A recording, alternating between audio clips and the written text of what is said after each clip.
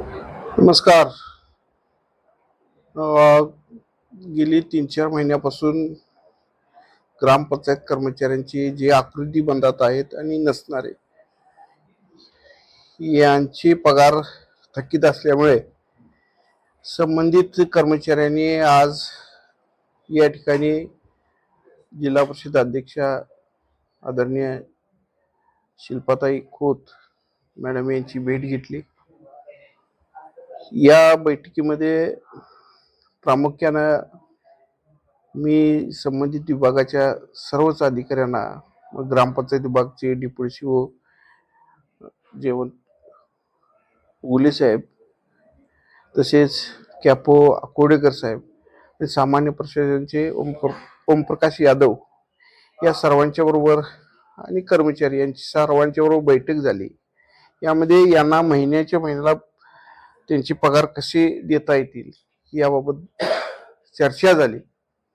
खऱ्या अर्थानं 3-3 महिने 4-4 महिने जर पगार या कर्मचाऱ्यांना मिळत नसतील तर त्यांनी आपल्या दैनंदिन खर्चासाठी किंवा मुलांच्या शिक्षणासाठी लागणारे जे खर्च आहेत ते भागवायचे कसे, असा प्रश्न या ठिकाणी मी उपस्थित केला.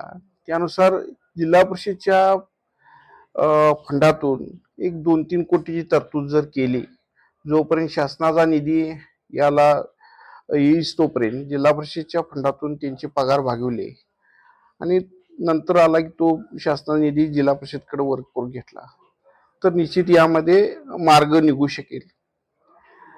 यामध्ये जवळपास 2550च्या आसपास जिल्ह्यामध्ये ग्रामपंचायतचे कर्मचारी आहेत. जवळपास ग्रामपंचायत कर्मचारी जर समाधानी आणि त्यांना वेळेवर पगार मिळाला तर ती चांगल्या पद्धतीची सेवा गावातील लोकांना देऊ शकतात. निश्चित मग ती स्वच्छतेच्या बाबतीत असेल किंवा साफसफाई असेल किंवा पाण्यामध्ये वेळेत टीसीएल वापरणे असेल, अशी जी कामं, महत्वाची कामं जी त्यांच्याकडे आहेत, की जे गाव सांभाळण्याला त्यांची जबाबदारी असते आणि त्यांचे जर पगार व्यवस्थित नसतील तर ते गावगाडा चालवणार कसे. तीच माणसं प्रत्येक महिन्याला इथे येतात, 1 महिन्यात पगार काढण्यासाठी धडपडतात, दिवसभर थांबतात, 2 दिवस थांबतात. मी कडक सूचना या ठिकाणी प्रशासनाला दिलेल्या आहेत.